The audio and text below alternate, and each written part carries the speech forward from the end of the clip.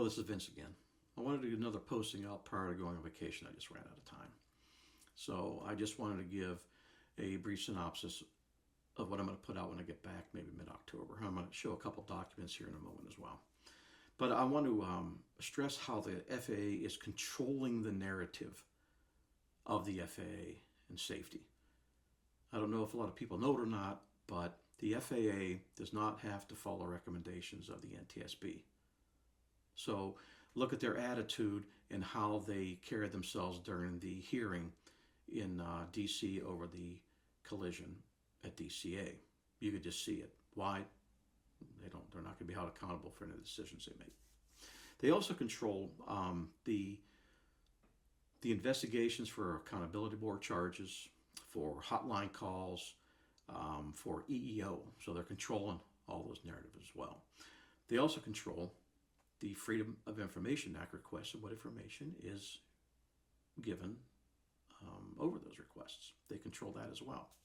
They don't have to follow the recommendations or findings from the Office of Special Counsel. And the FAA also does the investigations for those charges that are brought forth via the Office of Special Counsel. They don't have to answer congressional inquiries from Congresswoman Dingell's office. There were two outstanding.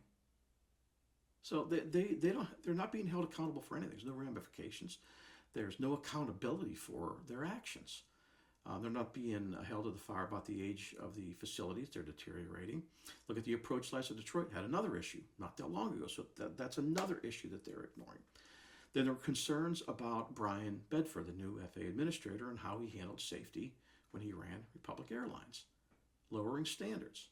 And that's another issue. They are saying, look, we're going to hire all these controllers. They're going to have quantity over quality. And the concern is lower the standards to do that. At Detroit, we were told to certify people that either weren't ready or shouldn't have been because they were concerned about the numbers. Didn't matter if they could do the job or not. Oh, look, we have these numbers. And that's not the way to run a safety-related organization. The appearance of safety does not mean you're safe. And that's exactly what they're setting up here. So when something happens, they can point their finger at everybody but themselves. And it's really embarrassing that that's allowed to happen. You know, the flying public, controllers and pilots really deserve better than that, and they're not getting it. Again, I go back to the NTSB hearings. That was embarrassing for the FAA, but they don't care. They're not going to be held accountable for anything. What do they care? Right? The access and the influence, and I've said this before, that the airlines have is startling, and it's going to continue to impact safety. When WXYZ got their statement from the FAA, what did they say? Well, we have to talk to the stakeholders. Why? What do they have to do with safety? Users, stakeholders, that's all they care about, right? Capacity, then efficiency, then safety. But I'm going to move on just to a few documents, and then I'll wrap it up from there. I'll be right back.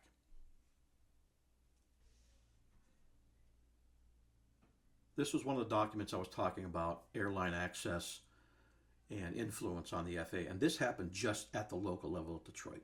This was from a Delta manager to Tom Kuhn, who at the time was the traffic management officer for the facility. So this was the kind of access they had at the local level, so you can only imagine what's happening at the national level or regional level for that matter, or the central service area and the other areas for that matter. But they were saying, we want to land on this runway because it saves us all this money. And this generated a number of emails and a number of ignorant statements from people that have no idea how the tower operates. But I'll get to that when I get back. And then this is another document. For the life of me, I never understood why Carl Kevela, the supervisor for the traffic management unit at Detroit in the radar room, why he put this out and not Mr. Tom Kuhn, who was a TMO at the time. Now, I have my thoughts and ideas on it, and I'm going to expound on those later on, but they removed the weather minimum of 800 or 2 to properly, or in their mind, to safely run the offset localizer, and then they removed it. And this really has a lot of bizarre things written in here, which I'll get into more, but Mr. Kuhn was absent on this. He should have been the one to put this out. Now, Carl and I didn't see eye to eye on a lot of things, but at least I could pick the phone up or go down and talk to him and have an intellectual conversation about how things should operate and how it's going to impact the tower. And he was very receptive to that, and me of him when he would approach me. But this should have been put out by the TMO. Then we'll move on to this is the way FOIA continues to conduct themselves to control their part of the narrative just by not releasing any information. This is an email that they redacted about the offset localizer. Why isn't this public knowledge? But this is what FOIA does. And then we're going to get into why we moved the landing threshold up to here, but we could still depart full length here. And it has to do with the light lane, which impacts this taxiway down here, that the pilots taxi through the light lane, which the approach light, of course, right here, you can see where they run right down the middle of the runway. And why all this was moved. And then, again, all the ridiculousness that it caused from people that don't understand how tower operations work. But I'll get to the closer here momentarily, and I'll be right back. Well, there you go. That's going to be some of the information, and I'm going to be starting to concentrate, focusing on more and being more precise. And in my opinion, how things have gone downhill, not just at Detroit, but FAA-wide. That letter from Delta, the audacity that they have to send that to a facility talking about saving them money. If that happened in 2016, what's happening now? And the ignorance of then disseminating that within the FAA by an officer at Detroit is just beyond dereliction. That's not what we do as controllers. I also want to go back to the Office of Special Counsel. AAE, and I said this before, does the investigations for the Office of Special Counsel charges. And I'm going to focus more on their office, and specifically two individuals within that office that I had a lot of contact with. And then I'll delve more into the FOIA. But what's really happening here is what the focus point of the FAA is, because it is not safety. We know that it's the user and the stakeholders. We know that. Capacity, then efficiency, then safety. But they're concentrating on the wrong things that the controllers are doing. Oh, they're leaving early. Are they using sick leave? How are they doing this? Oh, we got to make sure we concentrate on this, because people are in a position that don't know how to, or were never good at their job, to know how to concentrate on the safety portion of it. They need to be looking from the top down, not from the bottom up. Controllers are doing their jobs just fine.